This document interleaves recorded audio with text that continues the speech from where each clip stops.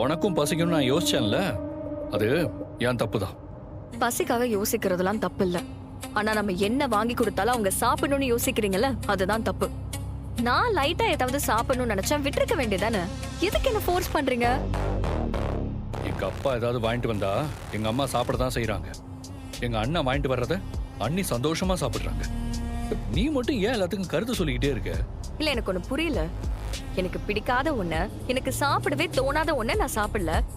அதை இவ்ளோ பெரிய இஷ்யூ ஆக்குறீங்க. ரெஸ்டாரண்ட்ல வச்சு நான் இன்னொரு மெனு கேட்டேன், அதை வாங்க விட்டுருக்கலாம். இல்லனா எனக்கு என்ன சாப்பிட வேணும்னு என்ன கேட்டிருக்கலாம். எதையும் பண்ணாம நீங்க பாட்டுக்கு ஒரு முடிவு எடுத்துட்டு இப்ப தேவையில்லாம பிரச்சனை பண்ணிட்டு இருக்கீங்க. சப்பப்பா, உங்களுக்கு பிடிக்காத ஒரு விஷயத்த செய்ய சொல்ல உங்களை யாரும் ஃபோர்ஸ் பண்ண முடியாதுல. அப்படி பண்ண உங்களுக்கு பிடிக்காதுல. அதுதாங்க நானும் சொல்றேன். சண்டை போடணும், பிரச்சனை பண்ணணும், ஆர்கியூ பண்ணணும்லாம் நான் நினைக்கல. ஜஸ்ட் சொல்றேன், அவ்வளவுதான். அதெல்லாம் திமிரு. இதுல என்ன திமிரு? 2 பேரும் ஆளுக்கு ஒன்று ஆர்டர் பண்ணா அதை ரெடி பண்ணி கொண்டு வரதுக்கு டைம் ஆகும். அதான் ஈஸியா இருக்கட்டுமேனு காமனா ஒரு ஃபுட் ஆர்டர் பண்ணேன். அதை என்கிட்ட கேட்டுட்டு நீங்க ஆர்டர் பண்ணிருக்கணும். காமனா ஒரு விஷயம் பண்ணணும்னா அது 2 பேருக்குமே பிடிச்ச ஒரு விஷயமா இருக்கணும். இல்லனா அவங்க விருப்பத்துக்கு ஏதாவது பண்ணணும். எந்த ஒரு விஷயத்தையும் சாதாரணமா எடுத்துக்க முடியாதா உன்னால? சண்டை போட்டு பிரச்சனை பண்ணிட்டு தான் அடங்குவியா? நீங்க வாங்கி கொடுத்ததை நான் சாப்பிடாம இருக்கிறத உங்களால சாதாரணமா எடுத்துக்க முடியலல. இந்தாங்க மேடம். தேங்க்ஸ்ண்ணா. பேலன்ஸ். தேங்க்யூ சார் போலாமா? போலாம். வாங்க மாமா, வாங்க. நல்லா இருக்கீங்களா? நான் நல்லா இருக்கேன். வணக்கம். வணக்கம். வணக்கம். வாங்க வாங்க. வணக்கம். உட்காருங்க. எங்க சேர் இருங்க ஒரு வாங்க. நிமிஷம். உடம்பு இப்ப எப்படிப்பா இருக்கு? நல்லா இருக்கு. வேலைக்கெல்லாம் போக ஆரம்பிச்சிட்டீங்களா? ஆமாப்பா, போக ஆரம்பி. நீங்க எப்படி இருக்கீங்க? இருக்கோம். கல்யாணம் ஆனதுல இருந்தே மாப்பிள்ளையும் பொண்ணும் எங்க வீட்டுக்கு வரவே இல்ல. டக்குன்னு சொன்ன உடனே வந்துட முடியாதுல்ல. நீங்களும் முறைப்படி கூப்பிடணும்ல. கூப்பிடணும் தாங்க. இல்லங்க, இவர் நிலைமை தான் உங்களுக்கு தெரியுமே. ஹாஸ்பிட்டல் வீடுன்னு அலைஞ்சிட்டு இருந்தேன். அதான் உங்களை முறைப்படி கூப்பிடலான்னு வந்தோம். அதான் இப்ப விருந்துக்கு கூப்பிட வந்திருக்கோம். எப்போ விருந்து ஏற்பாடு பண்ணிருக்கீங்க? ஞாயிற்றுக்கிழமை எல்லாருக்கும் லீவ் தானே, அதான் நாளைக்கே ஏற்பாடு பண்ணலான்னு இருக்கோம். நாளைக்கு விருந்துக்கு இன்னைக்கு தான் கூப்பிட வருவீங்களா? வணக்கம் மாப்ள. வணக்கங்க. வாங்கப்பா, வாங்கம்மா. எப்படி இருக்கீங்கப்பா? நல்லா இருக்கு. என்னடா 3 பேரையும் நல்ல விதமா ஊர்ல கொண்டு போய் விட்டுட்டு வந்துட்டியா? விட்டாச்சு. நாளைக்கு வீட்டுல விருந்து ஏற்பாடு பண்ணிருக்கோம் மாப்பிள்ள. கண்டிப்பா நீங்க வரணும். மதி, இங்க வா. நீங்க அவசியம் வரணும். இதெல்லாம் எதுக்கு? முதல் தடவை வீட்டுக்கு கூப்பிடும் போது முறைப்படி கூப்பிட வேண்டாம். கல்யாணமானதும் கூப்பிட வேண்டியது சுரேஷ். இப்பதான் நேரம் கிடைச்சிருக்கு, கூப்பிடுறாங்க. வாங்கிக்கப்பா. மாப்பிள்ளை பொண்ணுன்னு மட்டும் இல்ல, நீங்க எல்லாரும் கண்டிப்பா வீட்டுக்கு வரணும். முதல்ல மாப்பிள்ளைக்கே லீவு கிடைக்குமான்னு தான் தெரியல. ஏண்டா இன்னைக்கு லீவை போட்டு நாளைக்கும் லீவை போட முடியுமா?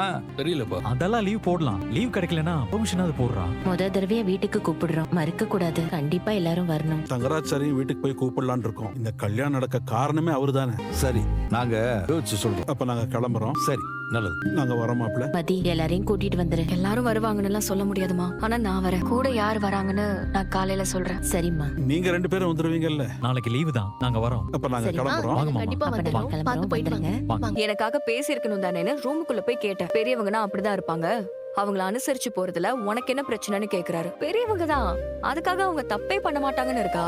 தப்பு பண்ணா சொல்லலாம்ல.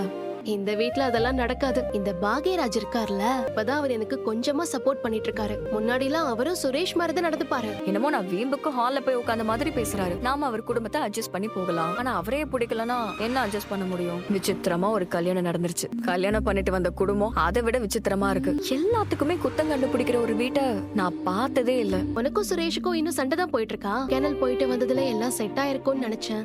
அது எப்படிங்க சரியாகும்? எங்க 2 பேருக்கும் இடையில தான் அவ்ளோ நடந்திருக்கு. ஆனா எல்லாம் இப்படியே இருக்காது, மாறும். எதுவுமே மாறாது. இப்ப நீங்க என்ன சொல்ல போறீங்க? சுரேஷ் நல்லவன், பாவம், எக்ஸெட்ரா எக்ஸெட்ரா எக்ஸெட்ரா அதானே? அவருக்கு பேசிக்கா இருக்க வேண்டிய எந்த நல்ல கேரக்டருமே இல்லங்க. அப்படிலாம் சொல்லிட முடியாது. போதுங்க, அவருக்காக நீங்க வாதாடாதீங்க. 4 நாள்ல என் மகாராணிக்கு பிறந்த நாள் வரப்போகுது. அத பத்தி பேசுவோமா? அதெல்லாம் ஞாபகம் இருக்கா உங்களுக்கு? உன் பர்த்டேக்கு என்ன கிஃப்ட் வேணும்? எனக்கு பொருளாலாம் வேணாம். நீங்க உங்க பைக்ல கூட்டிட்டு போகணும். நைட் டிரைவ் கூட்டிட்டு போகணும். எல்லாரும் தூங்குனதுக்கு அப்புறம் லூஸ் ஹேர் விட்டுட்டு காத்துல முடி பறக்க பறக்க ஜாலியா டிரைவ் போகணும். அல்வார் போட்டு 2 பக்கமும் கால் போட்டு உட்கார்ந்து யார பத்தியும் எதை பத்தியும் கவலைப்படாம ஜாலியா நாம ஒரு டிரைவ் போனோம். அப்புறம் பீச்சுக்கு போனோம். நடுராத்திரியில நிறைய டீ கடை திறந்திருக்கும்னு சொல்லுவீங்கல்ல, அதுல ஏதாவது ஒரு டீ கடையில டீ குடிக்கணும். காவாசி ஆளுங்க தூங்குனதுக்கு அப்புறம் இந்த ஊர் எப்படி இருக்குன்னு பார்க்கணும். உன் பர்த்டே அன்னைக்கு நைட்டு நீ கேக்குறதெல்லாம் இந்த பாகியராஜ் பண்றானா இல்லைன்னு மட்டும் பாரு.